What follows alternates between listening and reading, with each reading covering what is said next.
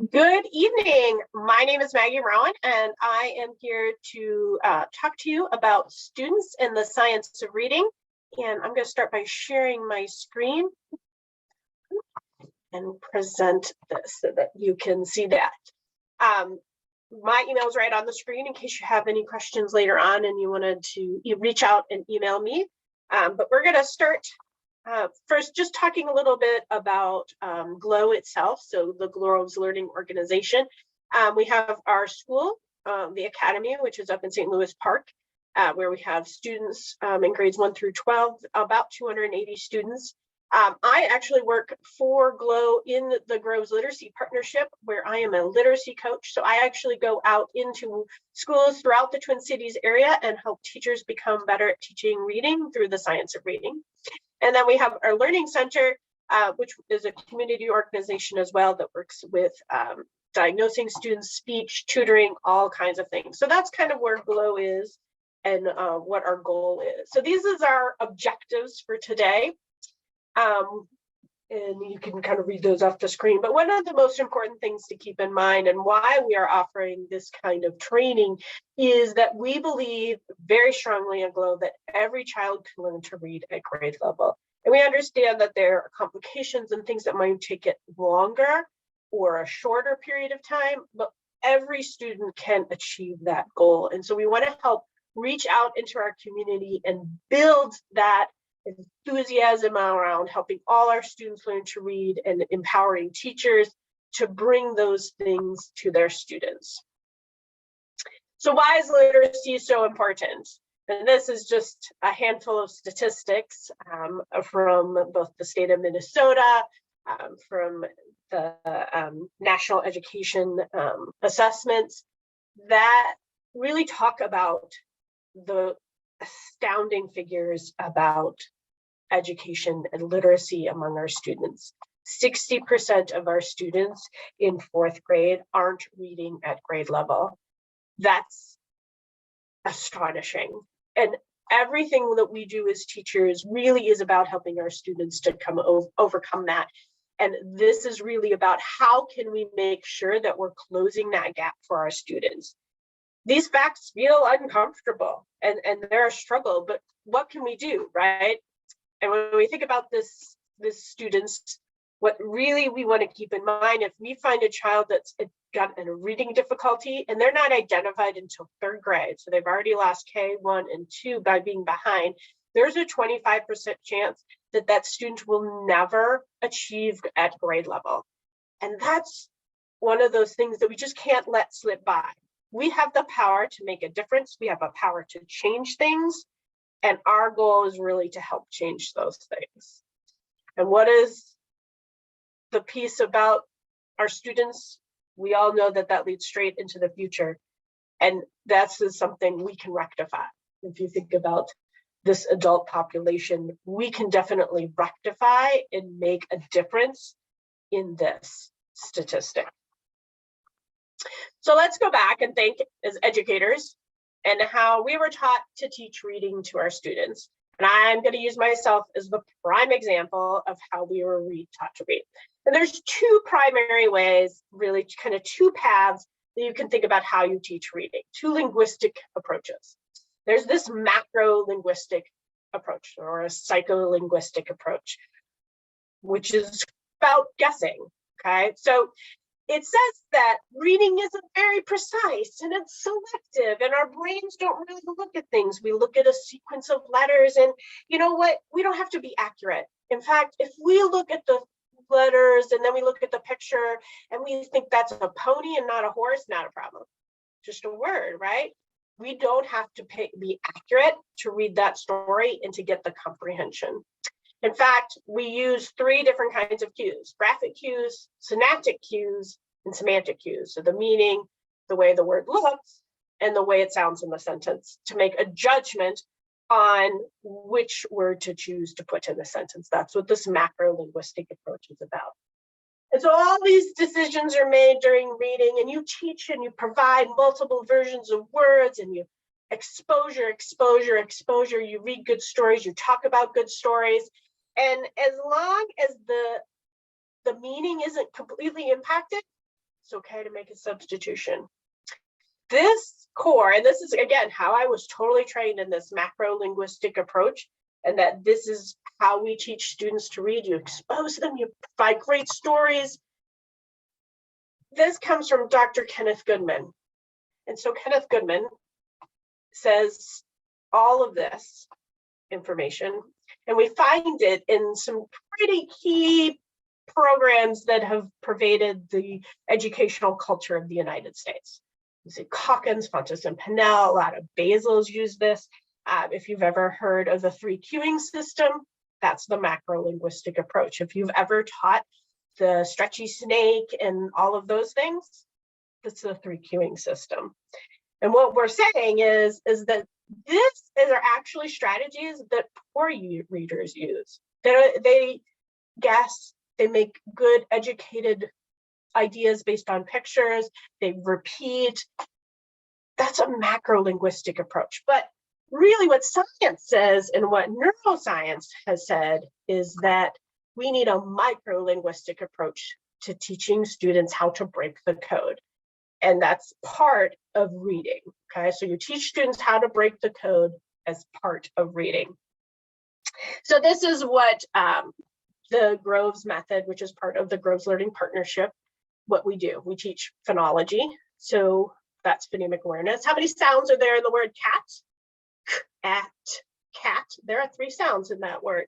It teaches phonics, so very specific skills related to the sound and symbol correspondence. So C says, teaching that very specifically, but it's also teaching the difference between when the C says in cat and when C says like in city, and understanding that there are very specific rules that govern why you would make one choice over the other. It's about teaching things like morphology. So the meaning of parts of words and what do those parts contribute to a meaning. So like what we call an inflected ending or suffix to a word, d, ed, which says d, t, or id, again, depending on the word. And those are all rules, and they're very specific rules that you can definitely teach children. Then semantics, which word do you choose? How does it sound? As well as vocabulary. What are the meanings of words and learning the meaning? And all of these things are kind of aspects that come together. So if you actually go out to the Minnesota state statutes about dyslexia and you read about what kind of education and how to teach reading to students of dyslexia, they're going to talk about these components in structured literacy. And this, though, is the end goal, is that students can decode words so that eventually they're reading to learn, right?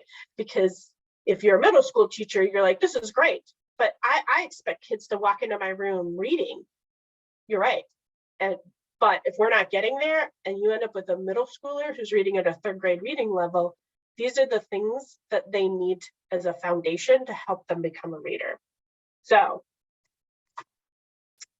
putting those together gets us to the simple view of reading. There are 2 things you have to put together in order to comprehend. You have to be able to decode, and you have to understand what language is. When you put them together, you should be able to decode. So if I just taught one of these, if I only taught phonics to kids and I only taught them how to decode and break things apart and the meaning of words in that way, well, they wouldn't learn what a good story is or how to comprehend. You have to have both of them, and they have to be woven together. So let's look at it. This is a really very simple view. We can actually make it more complex. And that's where, as teachers, we go, oh, this makes a lot more sense, because you're going to find as I show you this graphic, well, I do all that language comprehension things. You probably do. I certainly did. 4 or 3 years ago, I spent a lot of time in the language comprehension part. I built great background knowledge with my kids. I made sure there was always vocabulary that we're learning and growing. And we talked about sentence structure, and we talked about how do we infer that? What does it mean? And we talked about print concepts, the author and the illustrator, and how you read a book and following with our fingers and all those things. That's all part of language comprehension. Those are things that teachers do every day so well. And you might do them whole group, you might do them in small group. You are doing those things beautifully. But the part that I always forgot and didn't even realize that I needed to teach to kids is I forgot all about this word recognition part. I forgot to teach phonological awareness and how to manipulate sounds. I forgot to teach how to decode and to connect a letter to a sound and how to put those things together so that instead of you looking at a picture and making a guess or thinking what I think the word might be and going on, I just was like either telling kids, but I never really gave them the tools for my poor little first graders that they needed to really be great decoders. And now I know, oh, if I had taught those things, it would have worked. And then there's sight word recognition. I think a lot of teachers actually do sight words. But once you have all of these and you take these two strands and you wrap them tightly together, that's when you're going to get that skilled reader that is reading to learn as opposed to learning to read. And I can think of myself and first graders, and some of them, I twined that one rope really well. I really got all that language comprehension in, but I forgot about how much decoding students really need. And this is Scarborough's reading rope. And it's a very clear representation of all the complexity under reading that our students need. And these are all things that can be broken down and taught to students so that they can be successful. So when we look at this graph, which comes from the National Center for Education Statistics, which really talks about what students can do. So you see the dark green pie, that 30%. I like to think of those as the kids that they come into reading in kindergarten. It doesn't matter what you do, they're going to learn to read. And a lot of teachers, I think, actually kind of fall into that category. We learn to read and we love to read. And why can't everyone love to read?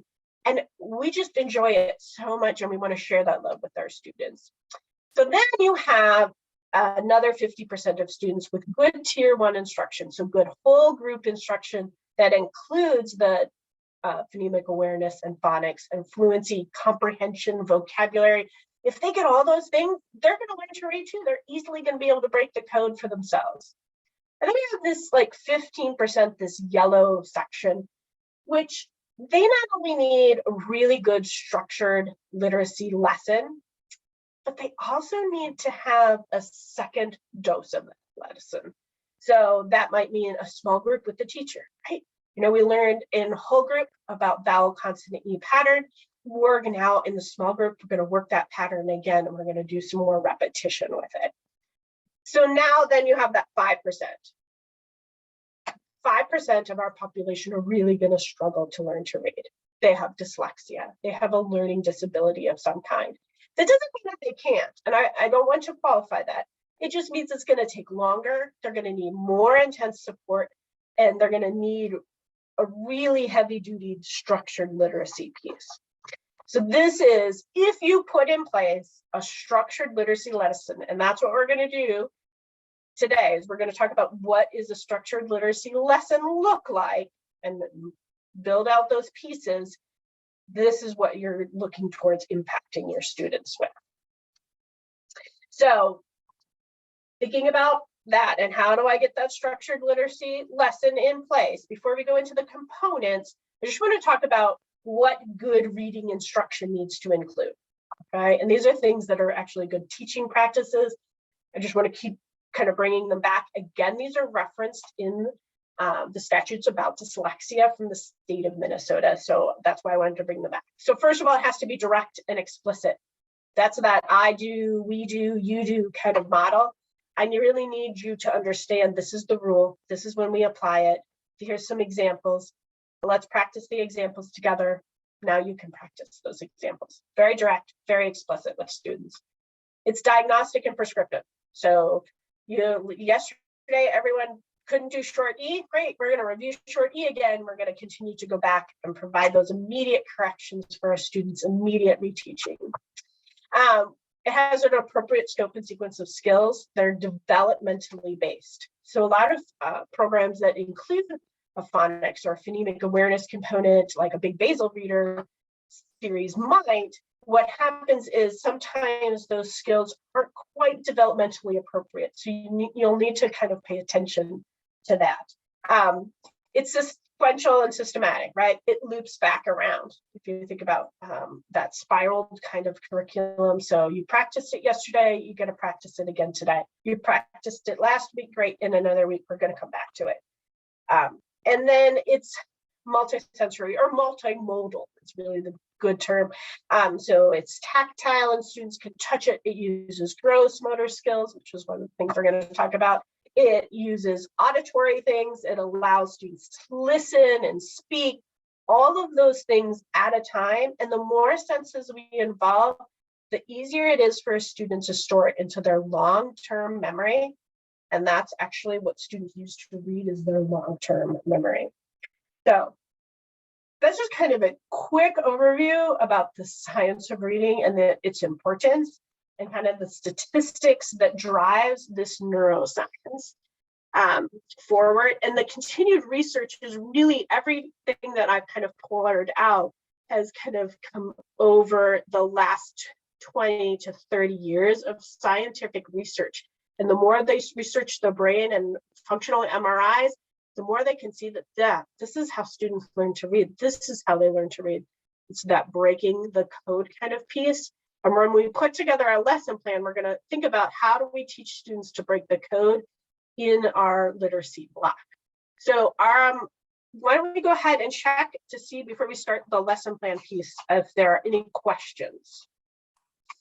Not yet. So if anybody out there has any, make sure you submit those in the Q&A at the bottom of the screen. All right, perfect.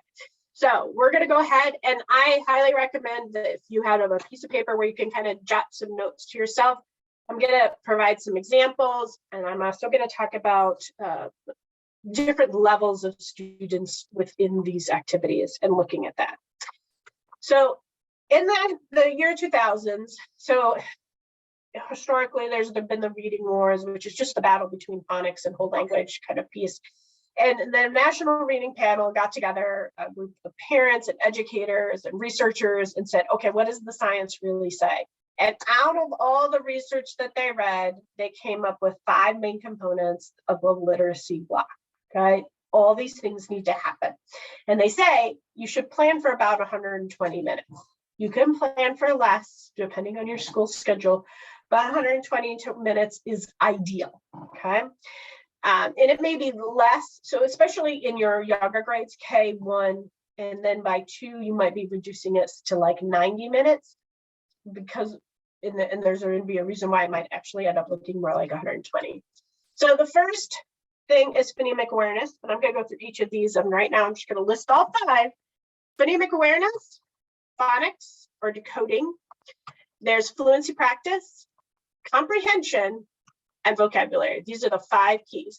The one that's missing, and this is why in 2nd, 3rd, and even in 4th grade, you're still going to go 90 minutes. Your other 30 minutes that was in this 120 are going into writing, because that's not listed. And that's technically what a lot of scientists and researchers now call the 6th strand, is because it was kind of left out. But we do find that that's super important to remember. So I'm not going to talk about writing, because that's not really my area of expertise. I'm more about reading and helping break the code for students than about writing. But I would keep that in mind, that writing is still a key importance here.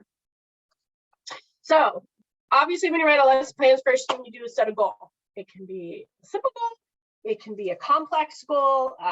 For example, read and spell words with soft C and soft G. That's one of our goals that we have in our 2nd grade curriculum at about week 15, January or thereabouts. Okay, so write your goal, whatever it is.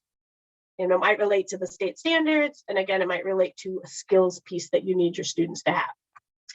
So then our first component is 5 minutes, and it's phonemic awareness. So this is that ability to hear sounds and break them apart, segment them. It's that ability to manipulate sounds. So I'm going to give you some examples, but I want you to look at this first, and this word, and kind of to yourself think, what word is that student spelling? I'll just give you a second. So this is the word every.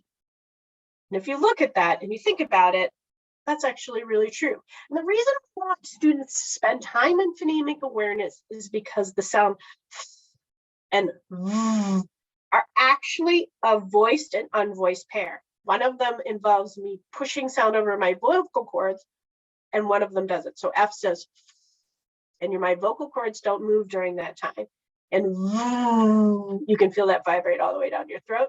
It's voiced, okay? So they're both made with my mouth in the same position though. And that's why we do phonemic awareness, because we want students to start to be aware of sounds and where my mouth is when I make those sounds.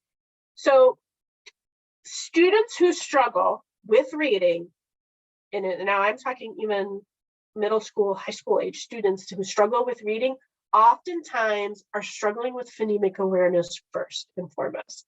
And what we have found is that those students, they might be able to do a skill, but they can't do it automatically. They're really having to process, and dyslexic students really struggle with this. And so if you have a student who's struggling with reading, it's a good idea to know, hey, I wonder if they actually can't manipulate sounds. Because if you can't manipulate sounds, you can't take them apart to spell them or put them together to read a word. So what are some examples? So some easy things like which words rhyme. I'm going to give you 3 words. Which of them rhyme? Had, bid, hid. That's a basic, easy. Bid and hid rhyme. How many words in the sentence? So I would give you a sentence like practicing handstands is so fun. And you might need to count the words. Practicing handstands is so fun. Very hard to do for kindergartners because to them, handstands, which is actually syllables, is 2 words. And so one of the things you have to do is help them think through, wait, handstands is 1 word, so it's only 1 on the count. You might recite nursery rhymes. So if you ever played nursery rhymes or sang patty cake with a niece or a nephew, those are all examples to start with of really basic phonemic awareness that we start very easily. And in fact, if you have babies or young children in your house, one of the great phonemic awareness activities to do is to echo and play with sound with them. It's a great way for them to understand that. So that's really kind of where we start in kindergarten. Then we might talk about beginning sound, and we would do this maybe with basic words like volunteer. What's the beginning sound? And we might get to more complex words where they have the different sound. What's the beginning sound of church? So we have a complex sound of diagram. We might have isolating final sounds. So I'm going to give you a sentence. What is the final sound of every word in the sentence? Will Jill still fall? And it's all. Isolating medial sounds. So talking about the middle sound, caught. It's the middle sound. It's all. Okay. So these are things that are, again, progressively getting harder. And I start with our kindergartners. We do very little middle sound. But by the time we end with our program, we do this all the way through 3rd grade in practicing in our tier 1 lesson. If you have a student who is really struggling in a higher grade level, they might still need to do this, these kinds of activities. You can tap sounds. Again, this is phonemic awareness. I'm not showing anything for my students. These are all auditory games. So you could do them when you line up for gym or when you pick students up for lunch. If you have a small group and maybe you just have 5th graders and your small group, you're going to start by practicing, hey, let's practice some sounds and let's just say all the sounds we hear in the word brave. Brave. Oh, great job. So we know all the sounds. So now you can start to manipulate them when you can do them.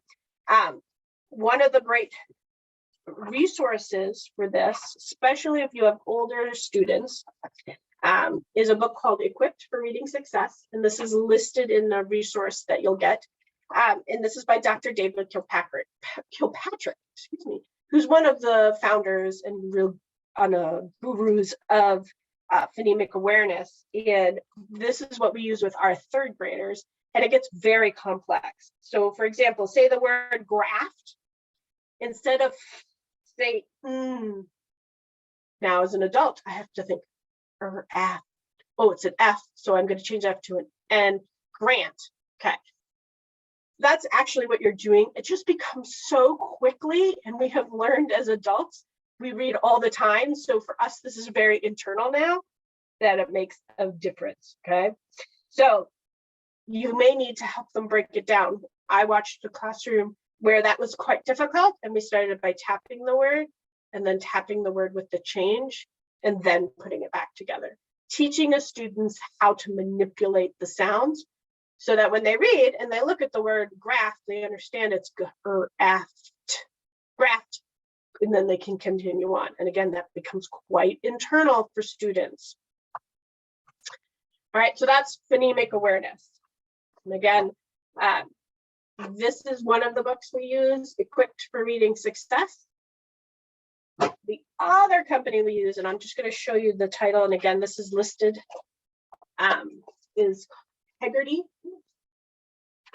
These are all available to purchase.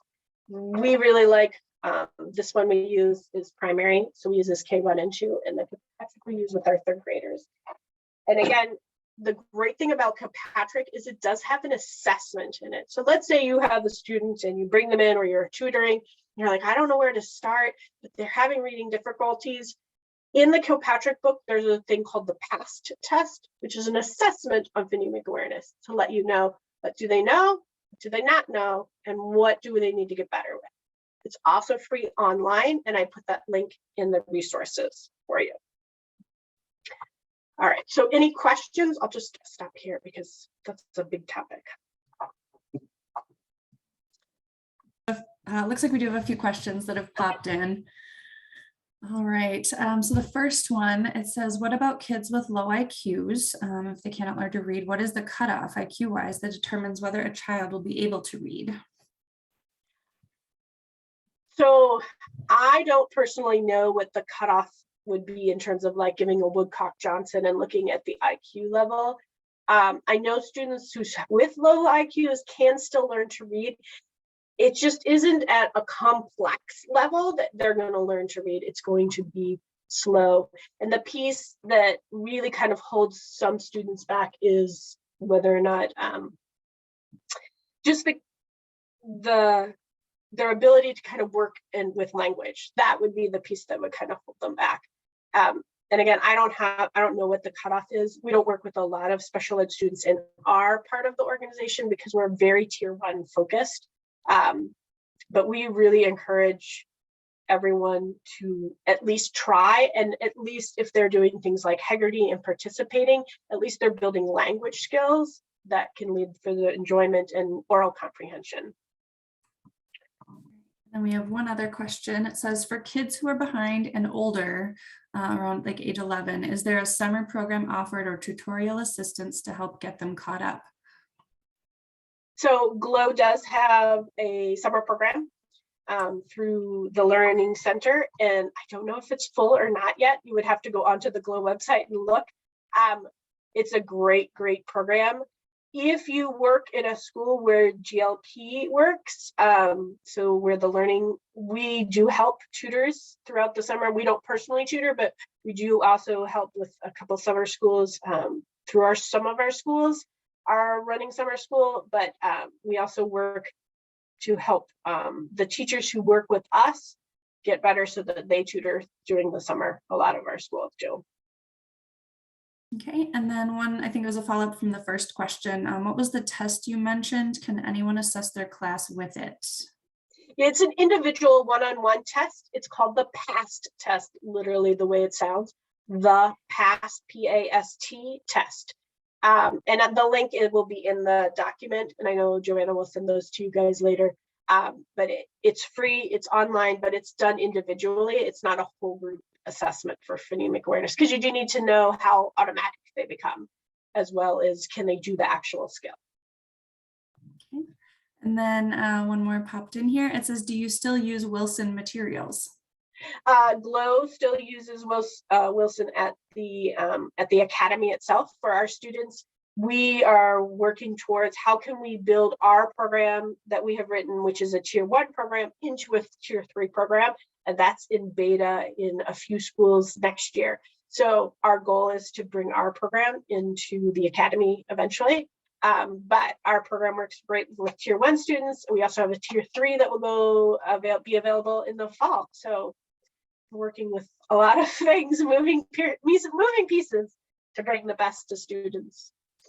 Perfect. All right, so we'll go ahead now and talk about phonics and what that means. At least to me, I'll be honest and say, to me, when I started, I thought phonics was just this drill and skill kind of worksheets.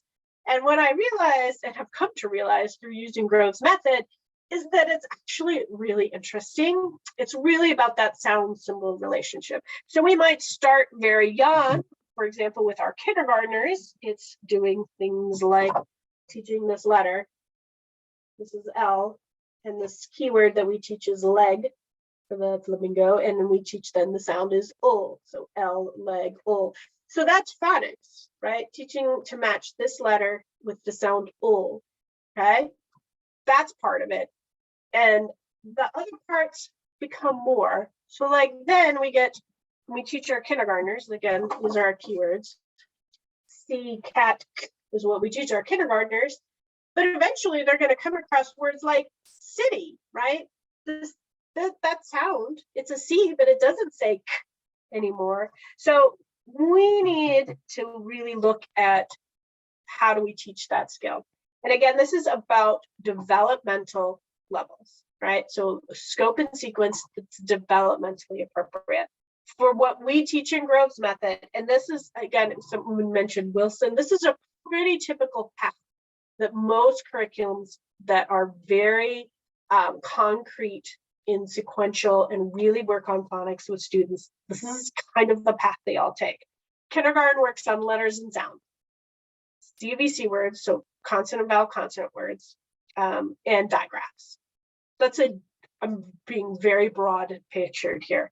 That's what kindergartners typically work on. First grade works on blends. It spends a long time on beginning blends and ending blends, and then putting all the blends together. Vowel consonant E, so the silent E pattern, as well as suffixes S and ES. And then a couple of unusual sounds, nasal sounds. So when you put N or M with a vowel, they become nasal sounds, and those are quite difficult, but included in first grade. In second grade, we start into long vowel patterns. So things like AI says A, we work on those. We look on inflectional endings, so ED, ING, as well as things like suffix FUL and suffix MENT, what all those start to mean and how those change the meaning of words, as well as our controlled vowels, multisyllable words start to come in second grade. In third grade, we do all our vowel patterns again, but this time we really focus on how to choose which vowel pattern to spell specific words, really about spelling in third grade. We also work a lot on morphology, prefixes, suffixes, root words in our third grade program and most third grade programs, as well as interesting spelling things like the schwa sound or final stable syllable. All of those pieces come into this phonics thing. How do you modify? Well, it might be how far back you have to go for a student. So if you have a fifth grader who doesn't understand blends, then you're going to need to step back to where blends are and make sure they're solid with how to say a 5-letter word with a beginning and ending blend before you can start introducing things that should be on grade level. Again, it's the intensity. So you might spend more time with that student and more days a week. You might spend it 5 days a week working on a phonics skill. And then the depth of rules that you need to go to might be different. So we teach the letter X as X. It's technically 2 phonemes. We don't ever get to that depth for a tier 1 student, but a tier 3 student who's really struggling to hear those sounds might need a different level of explanation. And that's about knowing your student and, again, testing them to know where to go back to. And that's one of the things that our tier 2, tier 3 programs start to do, is do a beginning of the year assessment and look at those students and make judgments about how far to go back.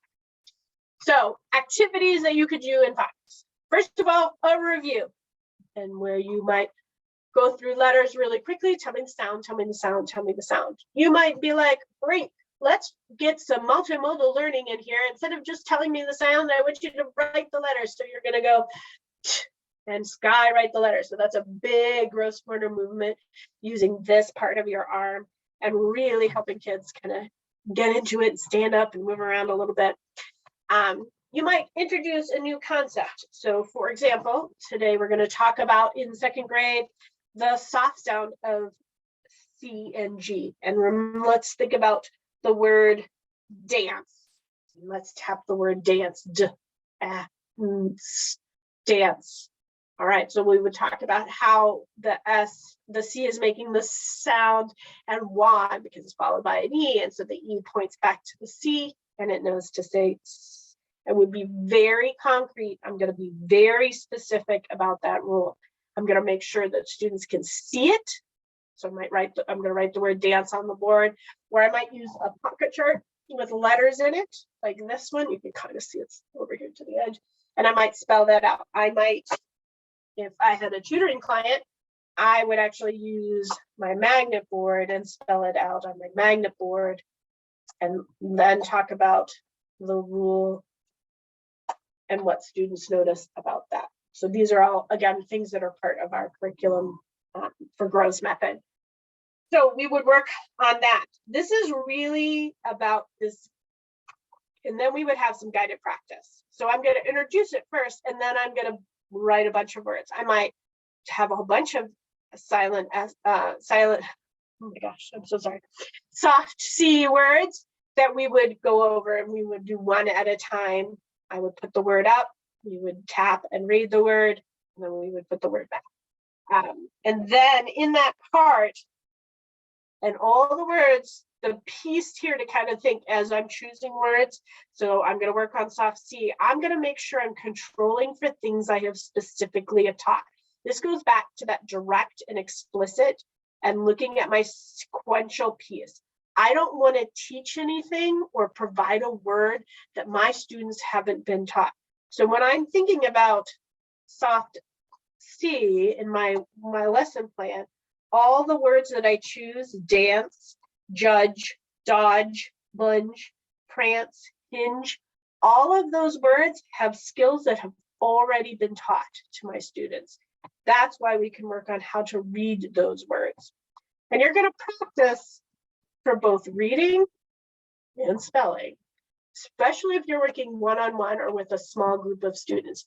Now, in our large tier 1 program, we do spelling one day and reading the next, and we alternate because spelling is harder than reading. And if you can learn to spell a word, chances are you can read the word, okay? And that's why parents of readers say, that's great that they can read all this stuff, but they can't spell anything. Yeah, it'll come time. They need to continually practice with it. So this guided practice is really about that we do kind of piece, controlled for all the things that I know my students can know and what they are working on. Okay, so things you might include: reading words in isolation, blending sounds together, matching sounds to letters, spelling words by syllables, chunking and looking for parts of meaning like the morphemes, segmenting a word to spell. So I might say the word and you tap it and I will spell it out on the board. All of this is controlled for what has been taught and is based on the scope and sequence that you're working through. This is a 25-minute, so this is a big chunk of a lesson. And then you're going to have some extended practice in dictation. We use magnet boards as part of our extended practice. They're a great tactile piece, so you might have something like that. You might have a workbook.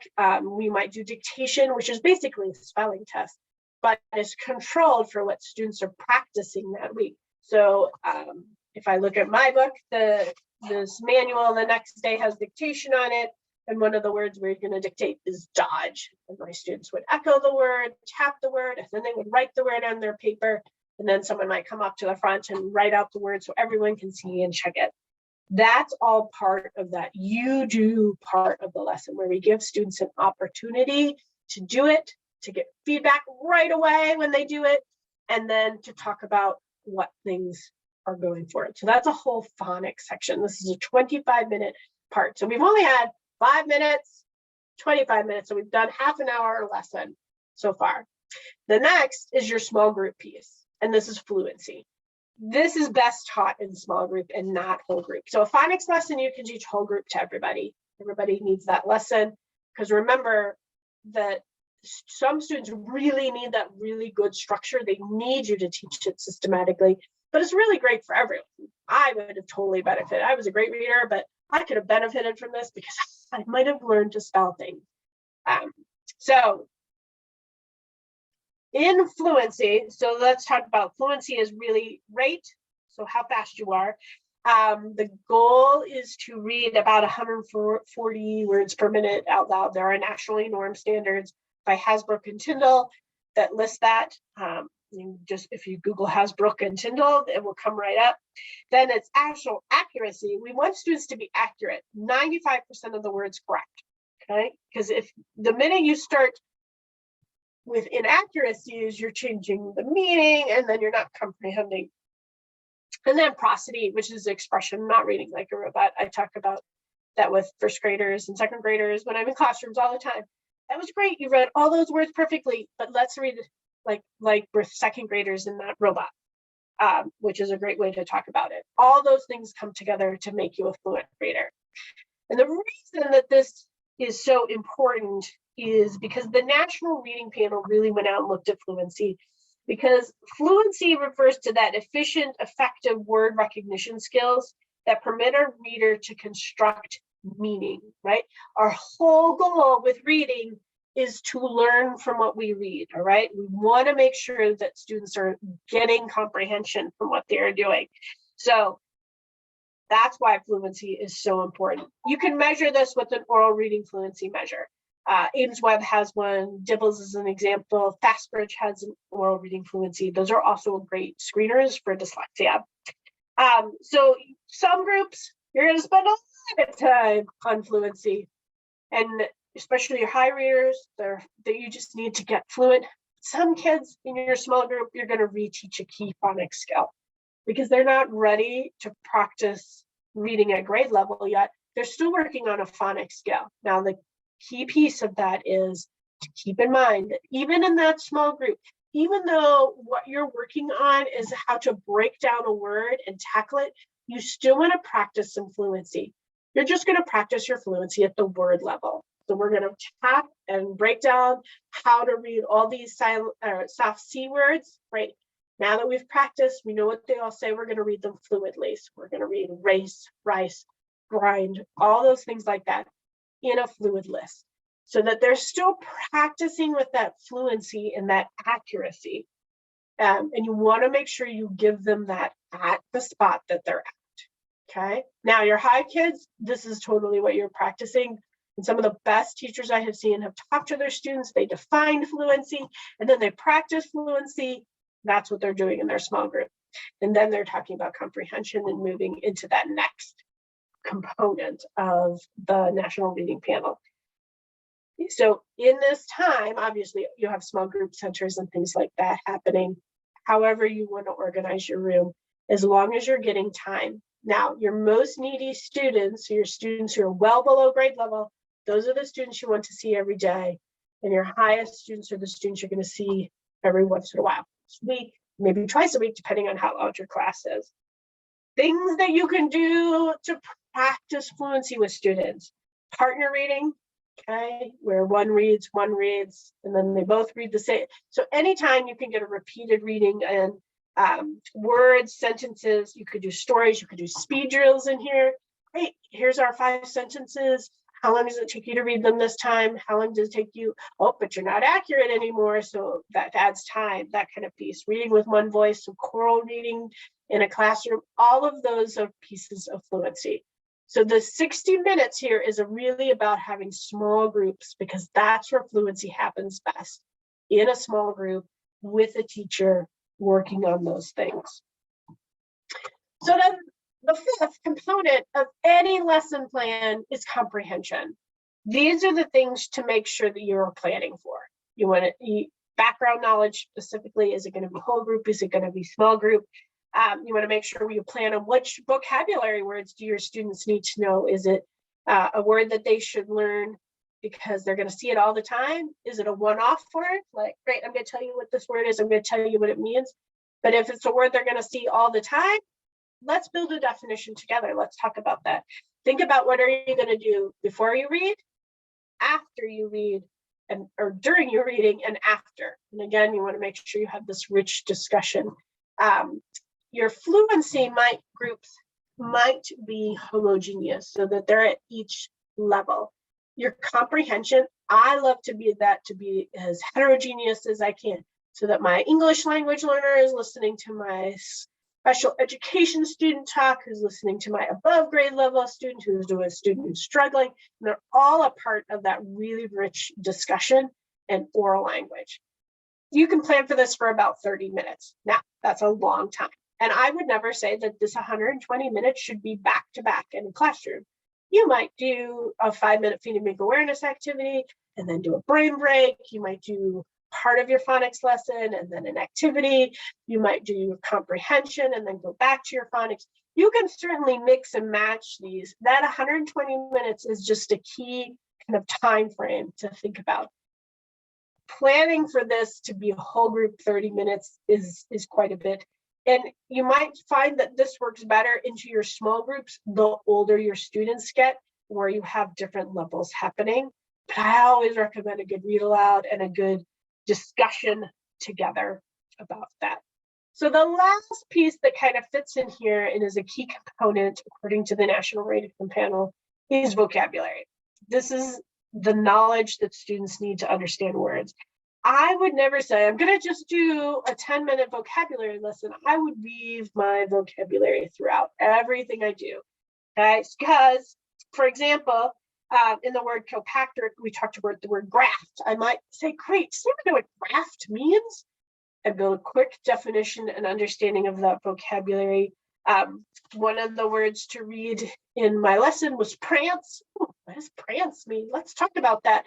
And it doesn't need to be in depth the way you might be when you're doing comprehension of a story. You might need to be in depth with your vocabulary in those instances, but you also can weave it in very quickly so that you're constantly building students' understanding of words and language and really deepening those things. So, and again, it might be a word that you're learning to spell and read. It might be just a word that's a part of your read aloud that you're going to build vocabulary with. So we'll take a quick second and see if there are any other questions. And looks like there's more of a comment than a question. Came in about 10 minutes ago. Let's see, it says, I find starting with the sound of the vowel works better than starting with the first letter. They get lost by the vowel sound if we start with the first letter.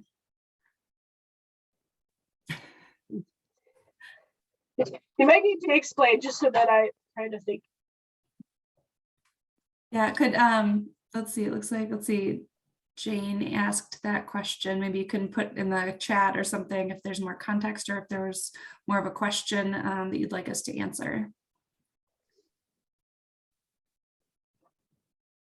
All right.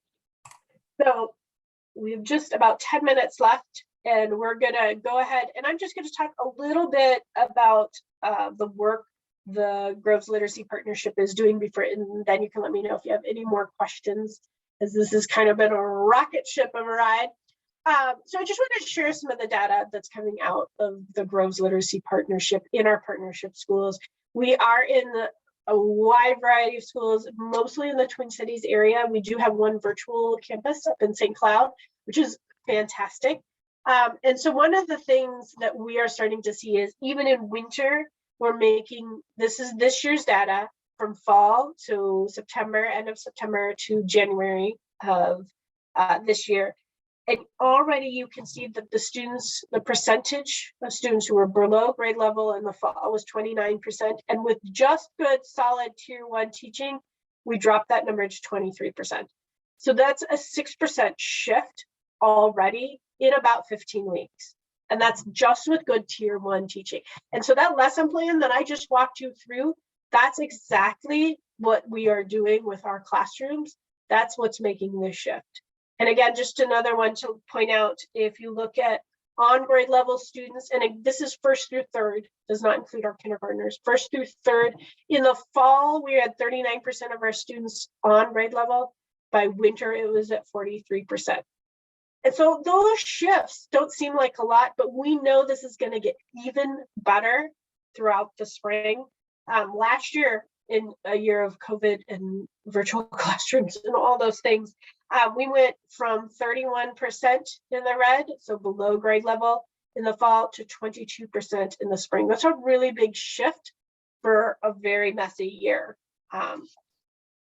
We bring in 5 key components as part of what we do. We bring in a curriculum, a literacy curriculum that's focused on the science of reading and teaching students to break the code.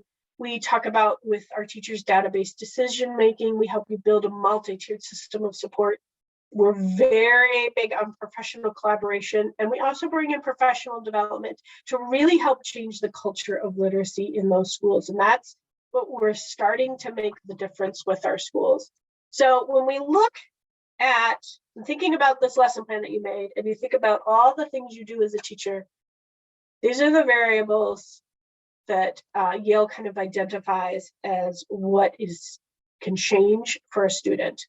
So the curriculum, the intensity, the frequency, the duration, and the knowledge of the teacher. So even just by being here, you've changed your knowledge of how to teach reading. And so you can now impact your students even more. And when we think about what we do, we're coaches. I'm a coach. That's what I do. You know, I can give you all this stuff, but if I came into your room and really helped you every week get better as a teacher in terms of literacy instruction, that's what closes that gap. And that's what really makes the difference. So just really, I just want to go back to this about this impact, that what this discussion really kind of talks about is that science of learning and the art of teaching. So the science is what I just spewed out to you and told you all about, and the facts and the statistics and building that lesson plan. But you guys are that art, right? And so we know that what this is, this kind of instruction for students, is beneficial for all. Every kid will benefit from teaching this way. It's essential for some of our students. It really is important. Again, the goal, right, is our K-3 teachers. We want them to help our students learn to read, and anyone beyond that, they want to be able to read to learn. Our middle school teachers will be so excited when students come in and they can just pick up that science passage at grade level and read and be a part of that. And we know we can be successful and have impact in diverse demographics and resources and things like that. So if you want to join the GLP or you want more information, please reach out to Catherine Campbell, and here's her email. It's also on the documents that I sent you, that Joanna will send you, Joanna will send you later. And that's about that. And then again, if you're interested in an optional CEU, you can email me, and this is my email, and Joanna will put that in the follow-up email. And then we have time for any questions before we need to go. Yeah, it looks like we had a few pop in, and we did get a follow-up from Jane, and she was talking about when using the tapping. It says we begin with the first sound in the word, but my students do better when they find the vowel and later sounds, then add the beginning sound, which is the way rhyming works. Yeah. So that was her follow-up. And then let's see, it looks like we have a question. It says, I apologize if this was answered already, but what do you recommend for evaluating a kindergarten student's reading ability?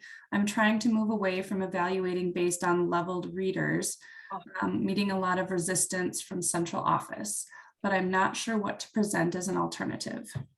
So one of the things that research says is that fluency is the key. If a student is fluent, they can read. In order to know as a kindergartner fluent, what you have to know is that they fluent with letters and sounds. And they should be able to do, so like Ames Web, I'm going to use Ames Web because it's what we use. We give them a minute, they get a random set of letters, and how many can they read in a minute? And then that's all normed through Ames Web. So letters and letter sounds. So again, the same thing happens, and the students have to say the sound correctly. They get a count of 3 if they don't say it. Those are the two things, because that leads into fluency with words and passages. those are the things that we assess on all our kindergartners, and that's it. We don't look at anything else. Another question, it says, what are the signs of dyslexia one should look for in a kindergartner? Oh my gosh, I don't have the list. I put this on the list of resources, is the International Dyslexia Organization. They have a fantastic list of all the different warning signs by kind of grade and age level. So you can go, that's where I would go to immediately find that answer. They have fabulous resources and they have great parent pieces. So if you're like, I don't know how to talk to this parent, but this is the warning signs that are coming up, then that's the piece. And again, it is though also about, do they know their letters and sounds? And if they're not fluent with those, then I would say you have to know about 25 letters in a minute. It's probably more than that. 40 letters in a minute, I think it is, in Ames Web to be on grade level in the spring. So, and again, it's all 26 upper lowercase. If that would be a flag to me that, okay, they're not as fluent as they need to. They can't automatically bring up that piece. Okay. And then just to follow up with the person that asked that question, I did email before the webinar started. I did email out all those materials. So if you did not get that for some reason, just respond to the follow-up tomorrow and I'll make sure you get those. It looks like we have one more question and it says, at what grade should students be reading at 140 words per minute? And do you work with Wisconsin schools? We are more than open to working with Wisconsin schools. And I would email Catherine and just say, here's what I would like. Here's how do we get in that. 140 words per minute is spring 4th and 5th grade, I believe. Somewhere up in there. It's basically an adult at that point in time. You should be able to read 140 words per minute out loud, 200 and something words per minute silently in their head. So quite a big difference to do that. But again, if you Google Hasbrook and Tyndall, and I didn't link that, I should have linked Hasbrook Tyndall's 2017 Hasbrook Tyndall, that will link you to the norms. And those are like the premier set of norms about oral reading fluency. And that's what a lot of my interventionists that I work with reference for parents who are curious. What is national norms? I'm posting the link in the chat for anybody who wants it. Thank you. I'm like, I have it. I live with it. So the resources also included like books and topics, things that I have read or that I would highly encourage you to read if you have more questions. And again, please reach out to me or to Catherine Campbell if you have questions either about what we talked about or the Groves Learning Literacy Partnership. We do have openings next year. If you're like, oh my gosh, we need to get in on the ground level and change the lives of our students and our teachers. I would say it changes the lives of teachers because suddenly you have this support system who's like, just like this picture, we help teach kids and we come in every week and make things better. So thank you so much, everyone, for coming. I really appreciate it. Thank you, Maggie, so much. And again, we did record this, so if anybody is popping in late, you will get the link to view that. Check your emails tomorrow. And again, if you need CEUs for this workshop, just respond to that email tomorrow as well, and we will get you everything you need. Thank you so much, everybody, for joining us. Have a great night.